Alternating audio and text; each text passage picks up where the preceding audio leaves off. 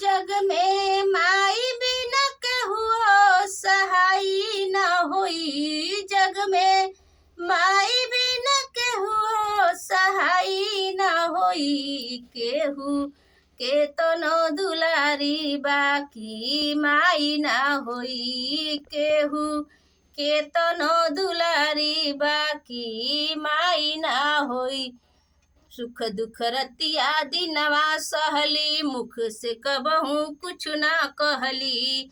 सुख दुख रतिया दिनवा सहली मुख से कबहू कुछ ना कहली। अपने सूखल पाखल खा के रखली सब कर भरम बचा के।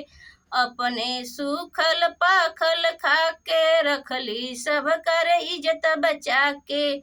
उनकर आचरा से बढ़ के रजाई न होई। उनकर आचरा से बढ़ के रजाई न होई। केहू के तनो दुलारी बाकी माई ना हुई। केहू के तनो दुलारी बाकी माई ना हुई। ई जग में माई बिना केहू सहाय ना हुई। ई जग में माई बिना केहू सहाय ना हुई। केहू के तनो दुलारी बाकी माई ना हुई।